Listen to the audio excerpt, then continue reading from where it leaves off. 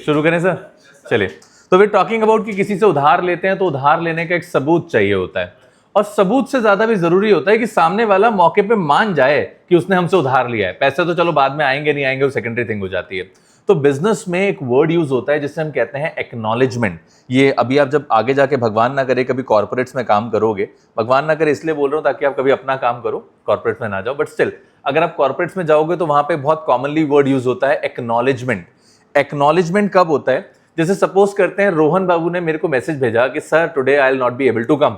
अब मैं बदले में क्या लिख सकता हूं? ओके, मैं थम्स अप बना सकता हूं ऐसे, या फिर मैं लिख सकता हूं नोटेड, या मैं लिख सकता हूं एक्नॉलेज्ड। मतलब जो उसने कहा वो मैंने सुन लिया है, I understood what he said. उसके बदले में मैं कोई रिएक्शन नहीं दे रहा, कोई प्रतिक्रिया नहीं दे रहा, मैं बस उसको सुन चुका हूं या उसको एक्सेप्ट कर चुका हूं कि हाँ ये मेरे को हो चुका है। तो एक्नॉलेजमेंट का मतलब होता है एक्सेप्टेंस।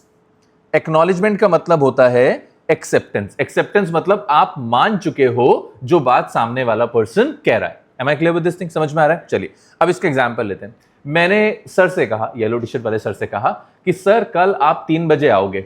इसने कहा एक्नॉलेज सर, मतलब ये बात ये मान चुका है कि कल ये 3 बजे आएगा। आ रही है बात समझ में? अब इसके नीचे मैंने वर्ड लगा दिया एक्नॉलेजमेंट ऑफ डेट। डेट का मतलब क्या होता है सर? उधार। एक्नॉलेजमेंट ऑफ डेट मतलब इसने मान लिया है कि इसने मेरे से उधार लिया है। माना है ना सर आपने मेरे से उधार लिया, कब लौटाओगे? सबके सामने माना है, जल्दी बताओ। ओके, तो एक्नॉलेजमेंट का मतलब मानना, एक्सेप्ट करना। डेट का मतलब होता है उधार, और एक्नॉलेजमेंट ऑफ डेट का मतलब उधार लिया है ये बात मानना। अब ये बात 2 तरीके से मानी जा सकती है। एक ऐसे करके मानी जा सकती है, एक हाँ सर ये कह के मानी जा सकती है, नहीं हर्षित तुम्हारी तरह कोई नहीं मानेगा ऐसे। और दूसरा राइटिंग में मानी जा सकती है। भाई वर्बल स्टेटमेंट की क्या वैलिडिटी? सर बोल रहे हैं हाँ मैंने उधार लिया है, क्या वैलिडिटी वर्बल स्टेटमेंट की? कल को पलट जाए।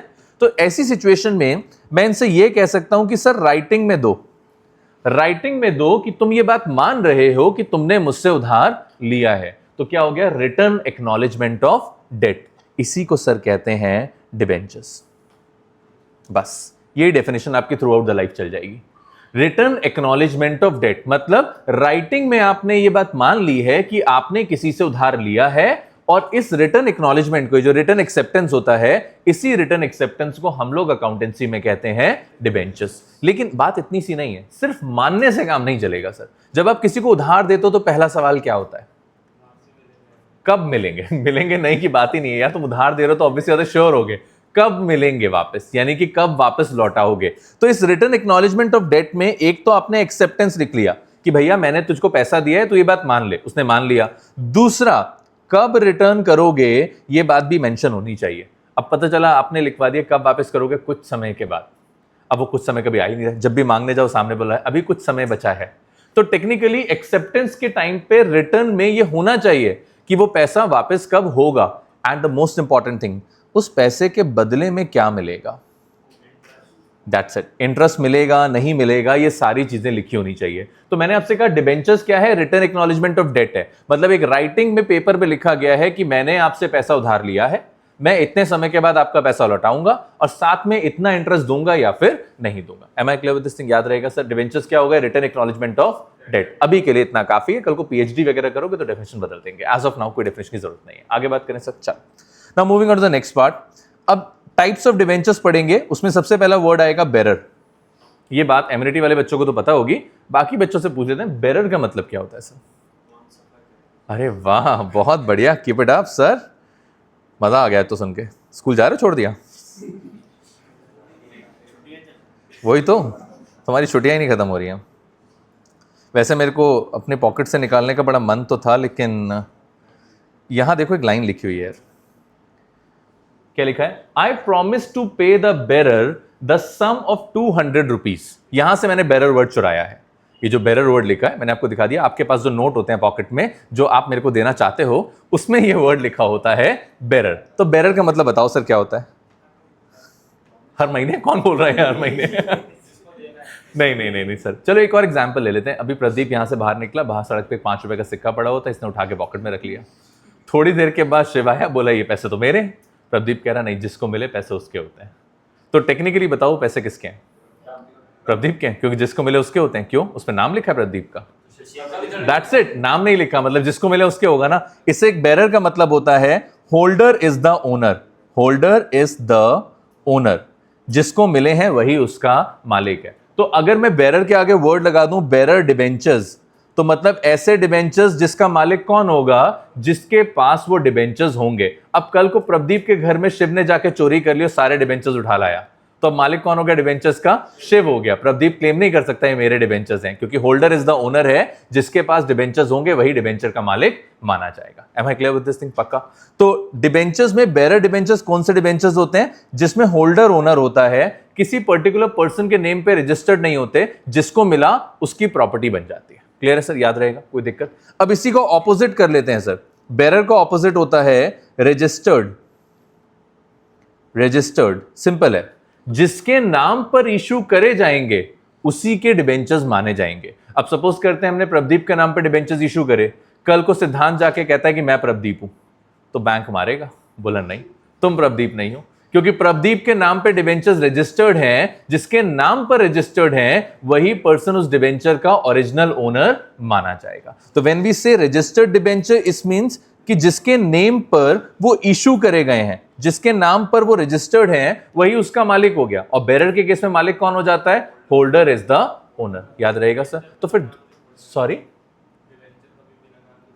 नहीं सर, बिना नाम के इशू नहीं होते। लेकिन एक बात आप मुझे बताओ, अगर मैंने बेरर डिबेंचर इशू करा है और मैंने पहली बार आपको इशू करा है, तो मैंने नाम लिख दिया कि इशू टू तनिष, और आपने वो डिबेंचर सड़क पे जाते समय खो दिया, रास्ते में वो डिबेंचर मिल गया इन ब्लैक टी शर्ट वाले भैया को। अब ये जाके बैंक से कह रहे हैं या कंपनी से कह रहे हैं मैं तनिष हूं, मैं श्यामलाल हूं, मैं चमन लाल हूं, तो कंपनी को कोई फर्क नहीं पड़ता, तुम जो मर्जी हो कोई फर्क नहीं पड़ता। अगर तुम वो पीस ऑफ पेपर लेकर आए हो तो तुम्हें तुम्हारे पैसे मिल जाएंगे। इशू किसके नाम पे करे तो कोई फर्क नहीं पड़ता, क्योंकि हो सकता है तुमने आगे बेच दिया हो, तुमने किसी और को ट्रांसफर कर दिया हो। ये बेरर के केस में होता है। बट रजिस्टर्ड के केस में अगर ये जाके बोलेगा भी कि मैं तनिष्क हूं, कहेंगे आधार कार्ड लेकर, क्योंकि जिसके नाम पे इशूड है पैसा उसी के बैंक अकाउंट में वापस जाएगा।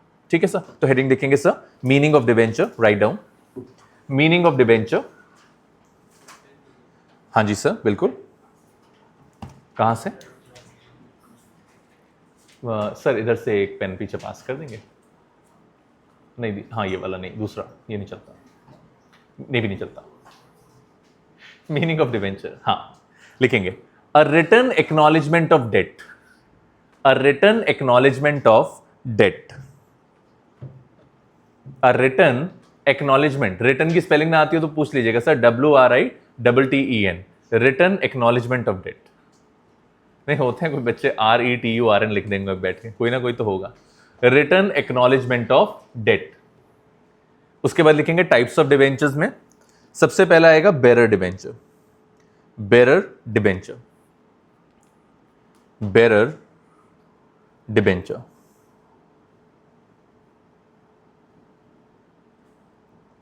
अब बेरर डिबेंचर में लिखेंगे sir, where holder is the owner, short में लिख लीजिए बिकॉज हमें डेफिनेशंस नहीं लिखनी होती एग्जाम में। Where holder is the owner, where holder is the owner.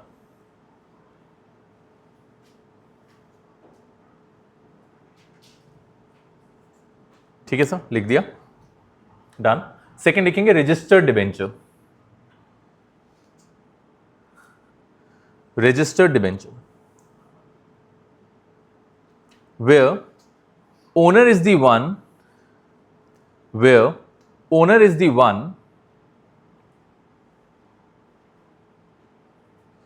on whose name debentures are issued, where owners is the one on whose name debentures are issued,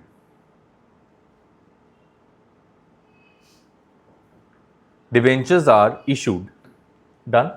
पक्का? कोई दिक्कत तो नहीं सर? चलिए moving on to the next part.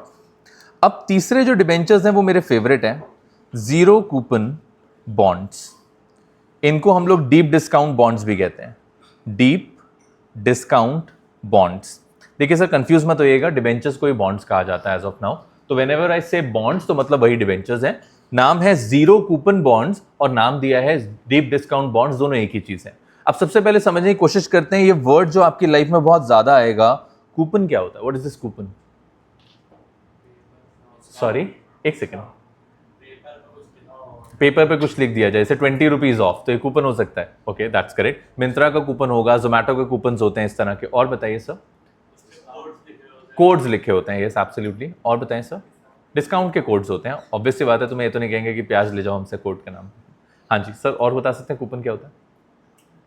क्योंकि day to day life में coupon हो सकता है जो आप बोल रहे हो, डिस्काउंट या कंसेशंस के ऑफर्स हो सकते हैं, बट जब सॉरी फूड कूपन, हाँ तो ये भी डिस्काउंट ही हो गया यार, नहीं हुआ डिस्काउंट। अच्छा तो कैसे मिलते हैं फूड कूपन? अच्छा तुम मैच खेलने जाते होगे तो वहां पे तुमको एक छोटा सा कूपन देते हैं कि तुम्हारा लंच का कूपन है। ओके चलो, तो वहां पे इनके सर फूड वाला कूपन भी हो गया। और बताइए सर, और कोई कूपन? सॉरी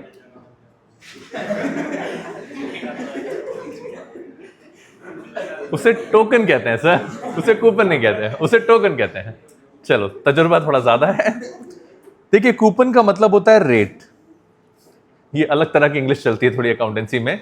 कूपन का मतलब होता है रेट, और डिबेंचर्स क्योंकि डेट है, डेट मतलब एक लायबिलिटी है, तो लायबिलिटी में जो रेट होगा वो क्या होगा? रेट ऑफ इंटरेस्ट, कि हमें कितने रुपए का इंटरेस्ट देना है। और अगर मैं लिख रहा हूं जीरो कूपन बॉन्ड्स, तो कितने रुपए का इंटरेस्ट देना है? 0% का इंटरेस्ट देना है, दैट्स इट। तो डीप डिस्काउंट बॉन्ड्स या जीरो कूपन बॉन्ड्स ऐसे बॉन्ड्स होते हैं, ऐसे डिबेंचर्स होते हैं जिसमें 0% का इंटरेस्ट होता है। अब ये 0% का इंटरेस्ट क्या है, इसके लिए मैं आपको छोटा सा एग्जांपल बताता हूँ। आज से कई साल पहले जब मैं पढ़ाना शुरू करा तो बच्चे ना टाइम पास बहुत करते हैं, तुम्हारी तरह छोटे छोटे बच्चे थे, तो कभी टीचर्स डे आया तो गिफ्ट उठा लाए, चिल्ड्रंस डे आया तो गिफ्ट उठा लाए। तो ऑब्वियस सी बात है मेरे को पसंद नहीं, क्यों पैसा बर्बाद करना है। तो एक दिन बच्चों को डांटने के लिए मैंने बोला देखो इतने छोटे मोटे गिफ्ट से तो काम चलेगा नहीं, देना है तो ढंग का गिफ्ट दो, तो वैल्यूबल भी है। तो बोले एक्साइट हो गए, बोले सर क्या चाहिए? मैंने कहा ब्लैंक चेक, जब तुम्हारी जॉब लगेगी उसके बाद पहला सैलरी मेरे को, और सबकी पहली सैलरी मेरे को चाहिए। उसके बाद से सारे खुश हो गए, बोले सर गिफ्ट तो देना नहीं चाहिए, बिल्कुल दूर दूर तक गिफ्ट नहीं देने चाहिए। रीजन क्या है? जीरो कूपन का मतलब हमें तुमसे बदले में कुछ नहीं चाहिए, लेकिन कुछ तो फायदा चाहिए ना यार, बिना फायदे के काम कैसे करेंगे? तो कैसे ले फायदा? तुमने किसी को उधार दिया, वो कह रहा है इंटरेस्ट नहीं दूंगा, तुमने कहा इट्स ओके हमें इंटरेस्ट नहीं चाहिए, बट बदले में कुछ तो चाहिए ना यार। प्रॉफिट में हिस्सा मांग सकते हैं, दैट्स करेक्ट, प्रॉफिट में हिस्सा मांग लो। और बताओ, कोई प्रॉफिट में हिस्सा नहीं देना चाहता तब? रॉयल्टी भी प्रॉफिट का ही हिस्सा होता है सर। कुछ सामान मांग लो, जैसे टीवी, फ्रिज, कुछ प्रीमियम मांग लो उससे। तो एग्जाम्पल ले लेते हैं, मान लीजिए कि आप मार्केट में गए, आपने शॉपकीपर से कहा मुझे एक 100 रुपीज वाला डिबेंचर चाहिए, कितने रुपए में दोगे? शॉपकीपर कहता है 80 रुपीज में दूंगा, आप खुश हो गए। आपने कहा 100 रुपए का डिबेंचर मुझे 80 रुपए में मिल गया, यानी कि आपको 20 रुपए का बेनिफिट हो गया, इसे कहते हैं डिस्काउंट। उसने आपको 100 रुपए का सामान 80 रुपए में दे दिया, मतलब 20 रुपए का डिस्काउंट दे दिया। अगले दिन आप ये सामान वापस करने गए कि मुझे तेरा सामान नहीं चाहिए, उसने आपको 100 रुपए लौटा दिए, आपका फायदा कितने रुपए का हुआ? 20 रुपए का। बस यही होते हैं जीरो कूपन बॉन्ड्स। मतलब जब वो आपको बॉन्ड्स इशू करे जाएंगे तो उनकी ओरिजिनल वैल्यू से कम वैल्यू पर इशू करे जाएंगे, यानी कि 80 रुपए में इशू करे जाएंगे। और जब वापस करने का टाइम आएगा, पैसे लौटाने का टाइम आएगा, तो आपको पूरे के पूरे 100 रुपए मिलेंगे, यानी कि आपने दिए किसी को 80 रुपए और आपको वापस पैसे कितने मिले? 100। तो ये जो 20 रुपए का डिफरेंस होता है तो ये आपके लिए प्रॉफिट ही। अब आप चाहे इसे प्रॉफिट बोलो, इंटरेस्ट बोलो, डिस्काउंट बोलो, कोई फर्क नहीं पड़ता, है तो 20 रुपए का मुनाफा ही। बट इसी डिबेंचर को हम लोग कहते हैं जीरो कूपन बॉन्ड्स, मतलब जिसपे कोई फिक्स रेट ऑफ इंटरेस्ट नहीं है, बस जो डिफरेंस होगा वही हमारा मार्जिन है, जितने में हमने इश्यू करा माइनस जितने में हमने रीपेमेंट करा। तो इसकी डेफिनेशन लिख लीजिए, इंपॉर्टेंट है सर, 1 मार्क्स में। जिसने खरीदा उसी का फायदा है, तभी तो है, उसका नुकसान है बेटा, कंपनी का नुकसान है बेटा। कंपनी ने 80 रुपए में डिबेंचर इशू करा और 100 रुपए में रीपेमेंट करेगी, तो कंपनी का नुकसान है sir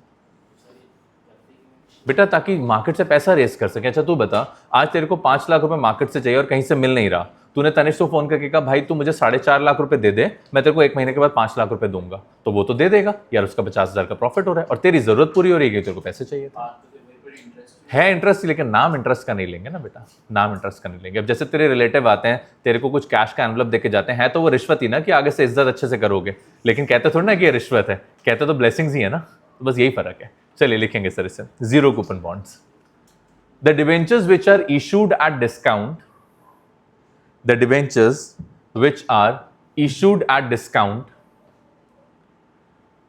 but redeemable at par. The debentures are issued at discount but redeemable at par. The debentures which are issued at discount but redeemable at par. Par मतलब फेस वैल्यू होता है, अगर आपको नहीं आता हो तो लिख लीजिएगा, पार मीन्स फेस वैल्यू। ठीक है सर, हो गया, डन। आगे बात करें, चलिए। Fourth type of debenture, sir theory में बहुत ज्यादा नहीं पढ़ा रहा हूं, बस जो इंपॉर्टेंट है वही पढ़ा रहा हूं, जहां आपको लगे बोर हो बता देना। ठीक है तनिष जी।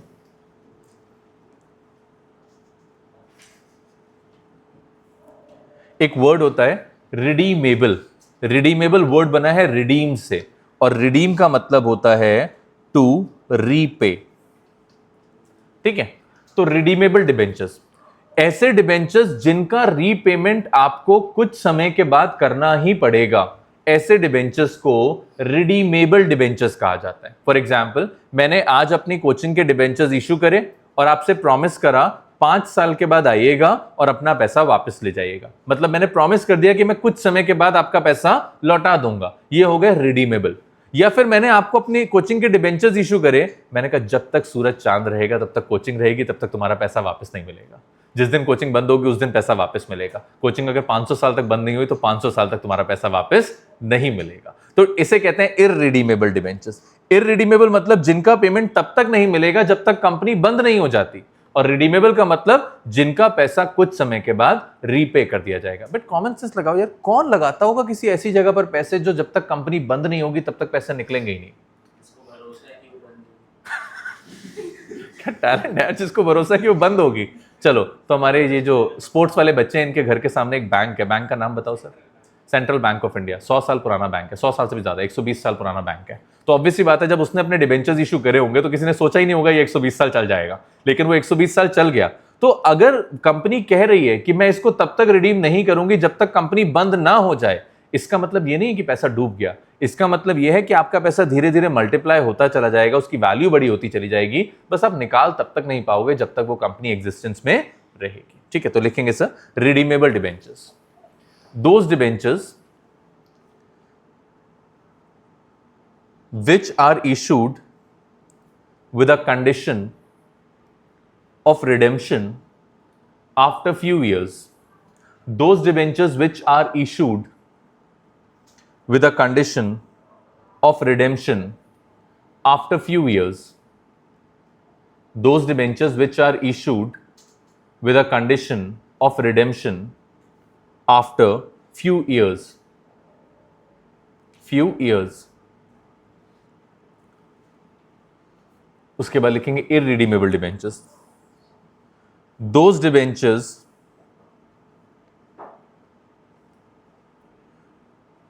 which are issued with a condition, those debentures which are issued with a condition that they will be repaid only in case of winding up, that they will be repaid only in case of winding up.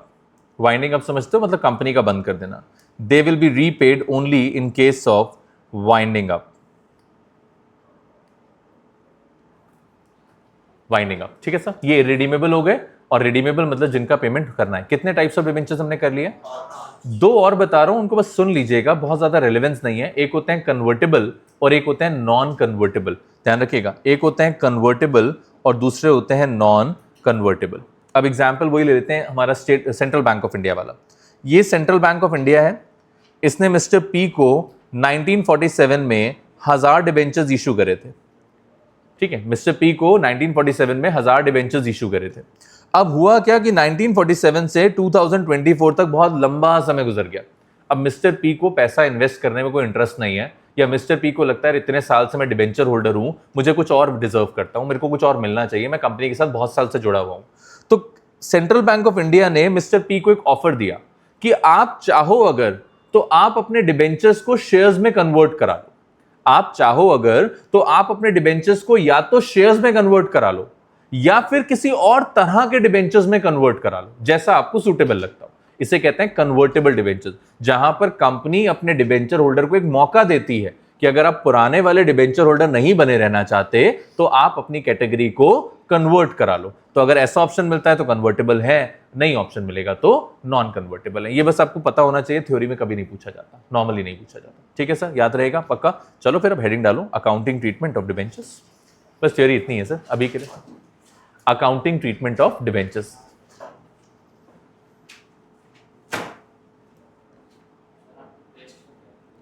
हाँ जी sir, कहता तो मैं बहुत कुछ हूं, सुनता कौन है बताओ। क्या हुआ? एक दीदी की फ्रेंड है, सुनती ही नहीं है, रोज कहती है from tomorrow I will be regular. वो टुमारो ही नहीं आ रहा, तब मेरे को कहावत याद आती है, टुमारो नेवर कम्स।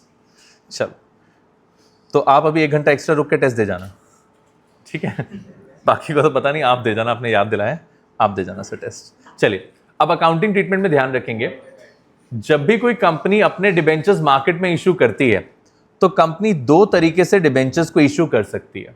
एक होता है फॉर कैश और दूसरा होता है अदर देन कैश, यानी कि कैश के अलावा किसी और चीज के बदले में। अगर कंपनी अपने डिबेंचर्स को कैश में इशू करती है तो फिर से 2 पॉसिबिलिटीज हैं, या तो कंपनी लमसम में इशू करेगी, लमसम याद है हमने पढ़ा था, सारा पैसा एक साथ मिल जाएगा, और या फिर इंस्टॉलमेंट्स में इशू करेगी, ये वही शेयर्स की तरह हो गया। अब अगर लमसम में करती है तो फिर से कंपनी के पास 3 ऑप्शंस हैं, या तो कंपनी अपने डिबेंचर को पार पर इशू करेगी, या प्रीमियम पर इशू करेगी, या डिस्काउंट पर इशू करेगी। सिमिलरली कंपनी जब इंस्टॉलमेंट में अपने डिबेंचर्स देगी तो या तो पार पर देगी, या प्रीमियम पर देगी, या डिस्काउंट पर देगी। ठीक है सर, आ रही है बात समझ में? पक्का? तो इस छोटे से फ्लो चार्ट को बना लीजिए, फिर इस चैप्टर के सबसे इंपॉर्टेंट पॉइंट की बात कर लेते हैं। छोटा सा फ्लो चार्ट है, ड्रॉ कर लीजिएगा सर, याद रहेगा आपको।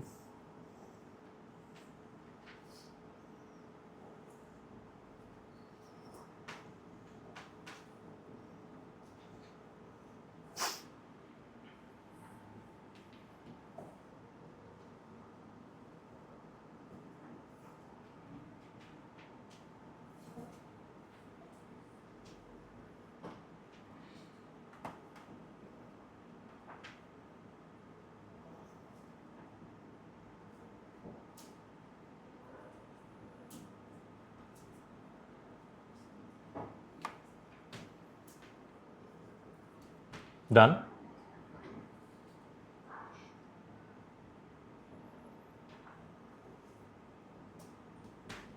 हो गया सब दीदी? चलिए नाउ अब देखिए, जब भी कोई कंपनी अपने डिबेंचर्स को लमसम में इश्यू करती है, लमसम में फिर से आपको बता रहा हूं, लमसम का मतलब होता है सारा पैसा एक साथ मिल जाएगा, तो यहां पर कंपनी के पास अगेन 3 कंडीशंस आ जाती हैं।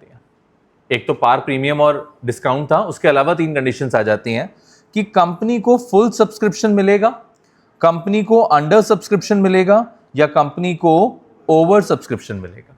तो फुल सब्सक्रिप्शन का मतलब क्या होता है सर? जितने एप्लीकेशन मांगे उतने एप्लीकेशन मिल गए, that is full subscription. Under subscription मतलब जितने एप्लीकेशन मांगे उससे कम नंबर ऑफ एप्लीकेशन मिले, और ओवर सब्सक्रिप्शन का मतलब जितने एप्लीकेशन मांगे उससे ज्यादा एप्लीकेशंस मिले। तो फुल में तो मेरे ख्याल से कोई प्रॉब्लम होनी नहीं चाहिए, जितने मांगे उतने दे दिए, बात खत्म होगी। अंडर में एक प्रॉब्लम है, अंडर सब्सक्रिप्शन में 90% का मिनिमम सब्सक्रिप्शन ध्यान रखना है, यानी कि यहां पर एटलीस्ट आपको कितना सब्सक्रिप्शन मिलना चाहिए?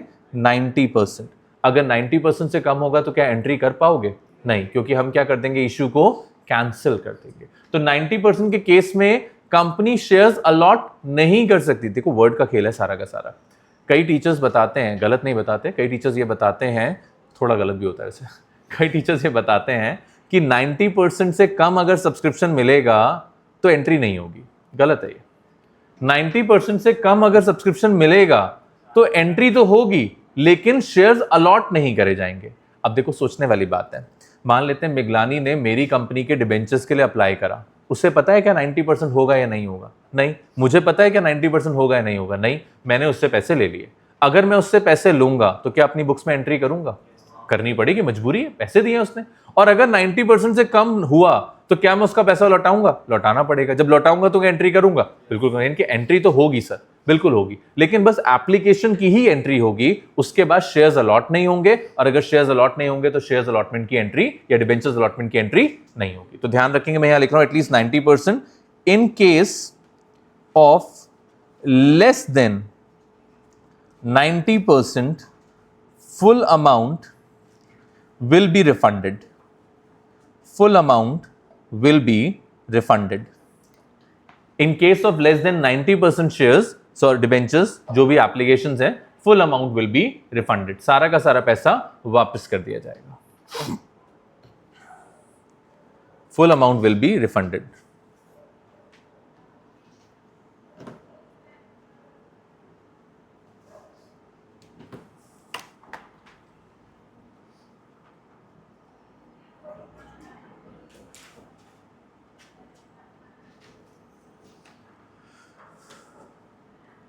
हो गया सर, डन। चलिए उसके बाद लिखेंगे ओवर सब्सक्रिप्शन के नीचे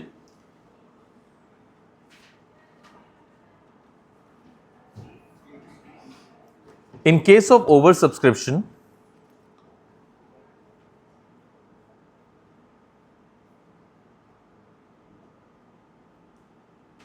in case of oversubscription, rejection, comma pro rata or both. In case of oversubscription, rejection, या तो आप रिजेक्ट कर दोगे, प्रो राटा और बोथ। ठीक है, डन, पक्का। चलिए तो ये सिंपल काम हो गया। अब स्टार्ट करते हैं क्वेश्चन से। उससे पहले जो चीज मैं बताने जा रहा हूं उसको ध्यान से सुनेंगे। एक वर्ड होता है डिनोमिनेशन, ये आप लोगों ने डे टू डे लाइफ में बहुत ज्यादा सुना होगा, डिनोमिनेशन। नहीं, चलो देखो एग्जाम्पल जो दे रहा हूं वो थोड़ा सा वियर्ड है, उसको सीरियसली मत लेना, बिल्कुल सीरियसली मत लेना, और ना कभी कोशिश करना, ठीक है। कभी कभी हो जाता है, ऐसी दुर्घटना हो जाती है। तो I used to work for somebody in 2011। तो जब मैं उनके लिए काम करता था तो पता नहीं अचानक से क्या हुआ, उनका किसी सप्लायर के साथ डिस्प्यूट हुआ। तो डिस्प्यूट हुआ तो पेमेंट सेटल करना पड़ा। जब पेमेंट सेटलमेंट करना था तो लगभग 3-3.5 लाख का पेमेंट था, तो वो नॉर्मली पेमेंट हो सकता था। बट पता नहीं मेरे बॉस को क्या लगा, उन्होंने क्या करा, 1-1 रुपए के सिक्के मंगाए और 3.5 लाख रुपए पेमेंट सिक्कों में करा। बोले जाके उससे दे देना, कहना पेमेंट हो गया। अब वो सोचो जो बंदे ने उस पेमेंट को एक्सेप्ट करा होगा, उसका 1 से 2 घंटा इसी चीज में बर्बाद होगा कि तू सिक्के काउंट कर ले कि पता नहीं इसमें पूरे सिक्के हैं भी या नहीं है। क्योंकि अगर एक जैसे सिक्के होते हैं तो चलो वेट से पता चल जाता है, बट अगर अलग अलग तरीके के सिक्के होंगे तो बड़ा मुश्किल काम होगा। तो डिनोमिनेशन मतलब 1 रुपए का सिक्का, तो 1 रुपए का सिक्का मतलब जितने भी सिक्के हैं उन सबका डिनोमिनेशन यानी कि सबकी जो फिगर है वो सेम है, दैट इज 1 रुपी। इसी तरह से अगर मैं कहूं 10 रुपए का नोट, तो सारे नोट अगर 10 रुपए के हैं तो डिनोमिनेशन क्या हो गया, 10 रुपए। आप जब बैंक में पैसा जमा करने जाते होगे तो डिस्क्रिप्शन लिखना होता होगा नोट्स का, 100 के कितने नोट हैं, 500 के कितने नोट हैं, 1000 या 2000 के कितने नोट हैं, वो क्या कहलाते हैं, डिनोमिनेशंस कहलाते हैं। डिनोमिनेशन मतलब कैटेगरीज आप कह सकते हो। तो अब अगर ध्यान से देखो, मैं आपसे बोलूं 9% डिबेंचर्स, या मैं बोलूं आपसे 8% डिबेंचर्स, या मैं आपसे कहूं 7% डिबेंचर्स, या मैं आपसे कहूं X% डिबेंचर्स, तो हर डिबेंचर के आगे जो परसेंटेज लिखी हुई है ये इसका डिनोमिनेशन है। एक्चुअली में ये रेट ऑफ इंटरेस्ट है, 9% का इंटरेस्ट मिलेगा, 8% डिबेंचर्स मतलब डिबेंचर्स का 8% इंटरेस्ट मिलेगा। बेसिकली ये रेट ऑफ इंटरेस्ट या फिर डिनोमिनेशन दोनों ही कहा जा सकता है। शेयर के केस में भी डिनोमिनेशन होता है। आपने 10 रुपए का शेयर पढ़ा होगा, 100 रुपए का शेयर पढ़ा होगा, 20 रुपए का शेयर भी देखा होगा, 50 रुपए का शेयर भी देखा होगा। These are also known as denomination. तो याद रहेगा सर डिनोमिनेशन। अगर किसी डिबेंचर का रेट ऑफ इंटरेस्ट हमको नहीं पता, किसी डिबेंचर का डिनोमिनेशन हमको नहीं पता, तो एक तो हम रेट ऑफ इंटरेस्ट की जगह पे लिखेंगे X%। दूसरा अगर नहीं गिवन होगा तो मान के चलेंगे कि इस डिबेंचर का डिनोमिनेशन कितना है, 100 रुपए, यानी कि डिबेंचर की क्या होगी, 100 रुपए होगी। मेरा X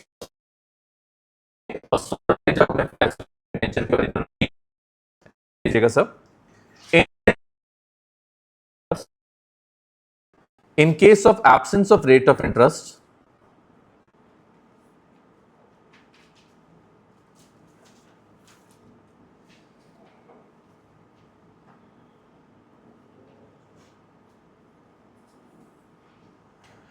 the rate of interest will be written as X%. Rate of interest will be written as X%.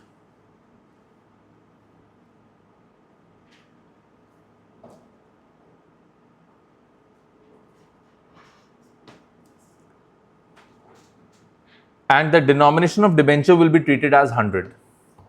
And the denomination of debenture will be treated as 100, rupees 100.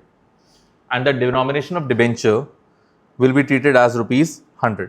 जो डिबेंचर का डिनोमिनेशन होगा उसको 100 रुपए कंसिडर करा जाएगा, and जो rate of interest होगा उसको हम लोग X% की तरह कंसिडर करेंगे सर।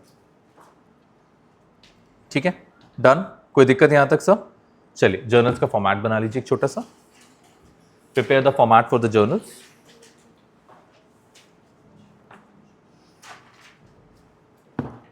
ठीक है, और जो एंट्रीज में लिख रहा हूं इसे लिखेंगे सर।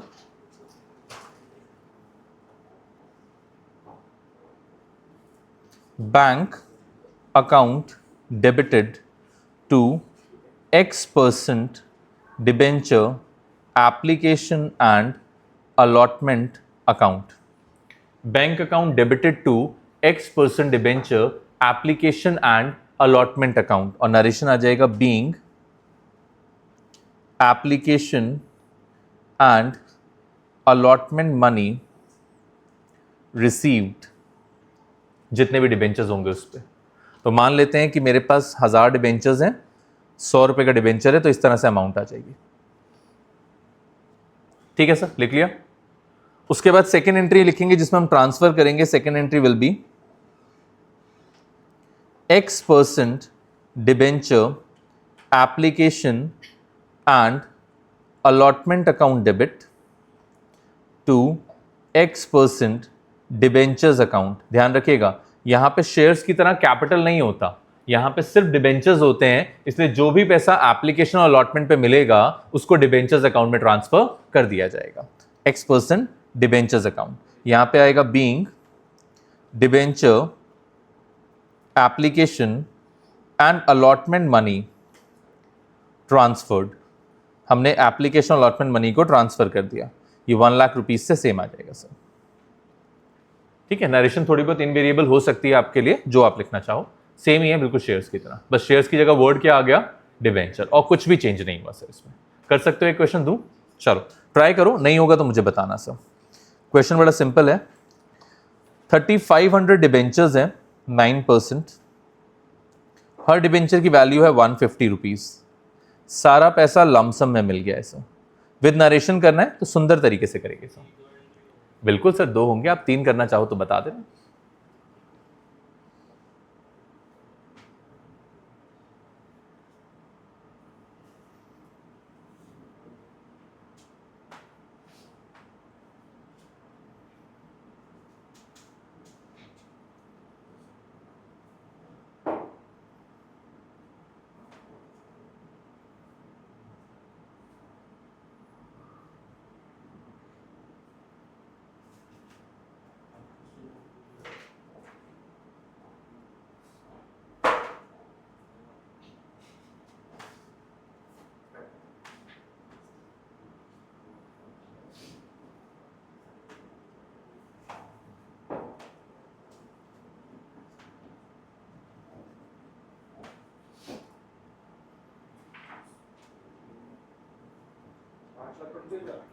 $5,25,000।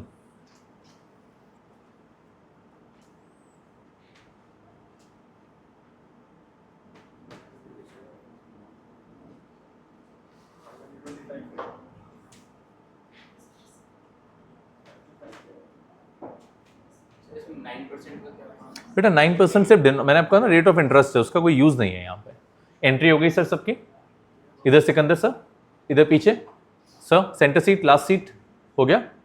चलिए next question for those who are done with this thing, अगर नहीं आया हो तो मुझे बताएंगे सर। चलिए नेक्स्ट क्वेश्चन इज 4200 डिबेंचर्स हैं, 10% डिबेंचर है, हर डिबेंचर की वैल्यू है 120 rupees, all the money was received in lump sum, सारा पैसा लमसम में मिल गया।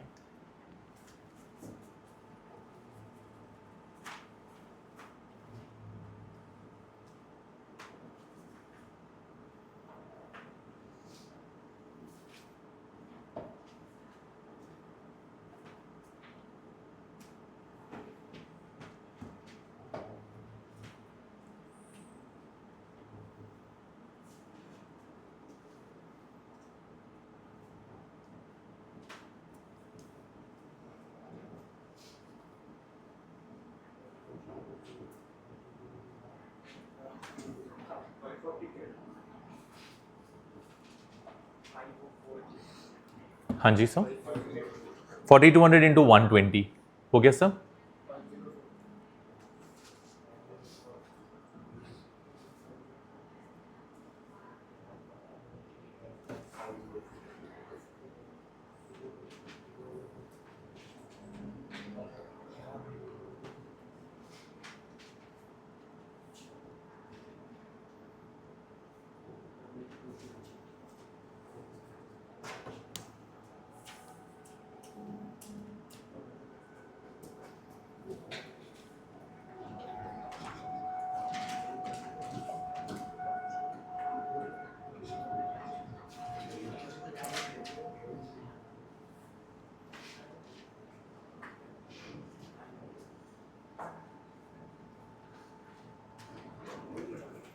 हो गया डन सब, एवरीवन फिनिश्ड, कोई दिक्कत तो नहीं यहां तक?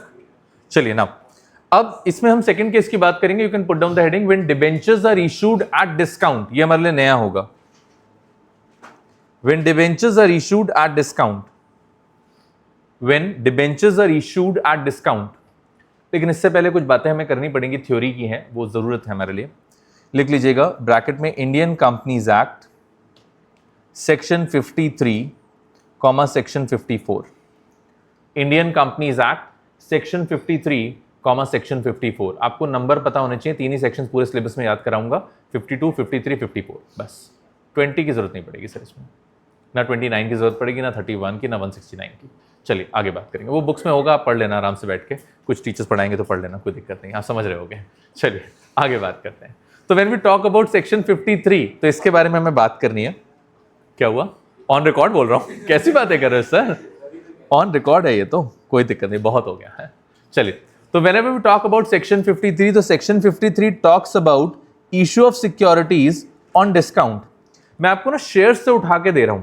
ये जो सेक्शन 52, 53 और 54 का रेफरेंस है, ये पहली बार आपको शेयर्स में देखने को मिलेगा। मैं वहीं से उठा के आपको डिबेंचर्स में भी दे रहा हूं, आप इनको ना थोड़ा ध्यान से समझना। सेक्शन 53 कहता है कि कोई भी कंपनी अपने शेयर्स को डिस्काउंट पर इशू नहीं कर सकती, और सेक्शन 54 कहता है कंपनी स्वेट इक्विटी शेयर्स को डिस्काउंट पर इशू कर सकती है। तो मतलब एक ही कैटेगरी बनी कि कोई भी शेयर डिस्काउंट पर इशू नहीं होगा एक्सेप्ट स्वेट इक्विटी शेयर, वो शेयर्स चैप्टर का सेक्शन 53 और सेक्शन 54 है। लेकिन सेक्शन 53 और 54 में जब ये बात बोली गई कि कोई भी कंपनी अपने शेयर्स को डिस्काउंट पर इशू नहीं कर सकती, तो साथ में कुछ कंडीशंस बता दी गई कि अगर कोई भी कंपनी अपने शेयर्स को डिस्काउंट पर इशू करती है तो क्या क्या चीजें फॉलो होनी चाहिए। वो फॉलो होने वाली चीजें डिबेंचर्स में भी एप्लीकेबल हैं, बस उन्हीं को मैं यहां पे आपको बता रहा हूं, ध्यान से सुनिएगा सब। पॉइंट नंबर 1, जिस कैटेगरी के डिबेंचर पहले इशू करे थे उसी कैटेगरी के डिबेंचर बाद में भी इशू करोगे। एग्जाम्पल, अगर पहले 9% डिबेंचर्स इशू करे थे तो बाद में भी 9% डिबेंचर्स ही इशू होंगे। ऐसा ना हो कि पहले आपने 10% डिबेंचर्स दे दिए फुल वैल्यू पे, अब आप 9% डिबेंचर दे रहे हो डिस्काउंट पे, ये अलाउड नहीं है। तो यानी कि मैं यहां पे कह सकता हूं कि सेम कैटेगरी ऑफ डिबेंचर्स को अगर आप चाहो तो डिस्काउंट पर इशू कर सकते हो। ठीक, आ रही है सेम कैटेगरी समझ में? दूसरा पॉइंट समझेंगे sir, 1 ear lock in. 1 ear lock in समझते हो? कम से कम कंपनी 1 साल पुरानी होनी चाहिए। यानी कि अगर कोई नई कंपनी है, जैसे मान लीजिए शर्मा जी ने अपनी आज कंपनी बनाई, कल सुबह सुबह जाके बोर्ड लगा दिया debentures are available at 90% discount, तो ऐसी कंपनी डिबेंचर्स डिस्काउंट पे नहीं बेच सकती। नई कंपनी को कम से कम 1 साल पुराना होना पड़ेगा। नाउ तीसरा पॉइंट, डिस्काउंट का परसेंटेज 10% से ज्यादा नहीं होगा। यानी कि कोई भी कंपनी अगर चाहेगी तब भी 10% से ज्यादा वैल्यू पे डिस्काउंट पे डिबेंचर्स इशू नहीं कर सकती। चौथा पॉइंट, अगर कंपनी चाहती है तो डिस्काउंट 10% से ज्यादा हो सकता है। कंपनीज एक्ट ऐसे खेलता है, पहले वो कह रहे हैं कि डिस्काउंट का परसेंटेज 10% से ज्यादा नहीं होगा, और अगले पॉइंट में बता रहे हैं कि अगर कंपनी चाहेगी तो डिस्काउंट का परसेंटेज 10% से ज्यादा हो सकता है। डिफरेंस समझेंगे, सिर्फ 10% तक डिस्काउंट देना है तो आप नॉर्मली दे दो, किसी की परमिशन नहीं चाहिए। लेकिन अगर 10% से ज्यादा डिस्काउंट देना है तो एजीएम में रेजोल्यूशन पास होगा। एनुअल जनरल मीटिंग, हर साल डिवेंचर होल्डर्स, कंपनी के board of directors, share holders, सबकी अलग अलग मीटिंग्स होती हैं, उसे एजीएम कहते हैं, एनुअल जनरल मीटिंग। उस एनुअल जनरल मीटिंग में एक स्पेशल रेजोल्यूशन यानी कि प्रपोजल पास होगा अगर आप 10% से ज्यादा का डिस्काउंट मांगना चाहते हो। ठीक है सर, बस इतना आपको पता होना चाहिए। ध्यान रखेंगे, सेम कैटेगरी होनी चाहिए, 1 साल कम से कम पुरानी कंपनी होनी चाहिए, 10% से ज्यादा का डिस्काउंट नहीं हो सकता। अगर 10% से ज्यादा करना है तो लॉक इन सारे मेंबर्स का, बोर्ड ऑफ डायरेक्टर्स का, या फिर जितने भी कोर कमेटी के मेंबर्स हैं उनका रेजोल्यूशन पास करना जरूरी है। तो इसका हेडिंग बना लीजिएगा sir, condition number 1, same denomination, short में लिखेंगे, सेम डिनोमिनेशन और कैटेगरी, सेम डिनोमिनेशन और category number 2, at least 1 year old company, at least 1 year old company. Number 3, maximum 10% discount, maximum 10% discount. Number 4, a special resolution must be passed if discount exceed 10%. A special resolution must be passed if discount exceeds 10%. If discount exceeds 10%. ठीक है sir, done. ये discount पे debentures issue करने के लिए है. अब entry देखेंगे सर. 100 रुपए का डिबेंचर है, 10 रुपए का डिस्काउंट था, आपने अपना डिबेंचर 90 रुपए में बेच दिया, तो यानी कि 10 रुपए का डिस्काउंट है. अब एंट्री चेक करेंगे सर. पहली एंट्री हो जाएगी bank account debit to X% debenture application and allotment account 90 rupees से जो आपको मिले होंगे sir. This is the first entry. Second entry हो जाएगी X% debenture application and allotment account debit 90 rupees, discount on issue of debentures account debit 10 रुपए का discount debit हो जाएगा क्योंकि लॉस है, टू X% डिबेंचर्स अकाउंट पूरे 100 रुपए से. डिबेंचर्स में हमेशा फेस वैल्यू आएगी सर. ठीक, एक क्वेश्चन करेंगे सर. 200 डिबेंचर्स हैं, 100 रुपए का डिबेंचर है, 10% का डिस्काउंट है. 200 डिबेंचर्स हैं, 100 रुपए का डिबेंचर्स है, 10% का डिस्काउंट है.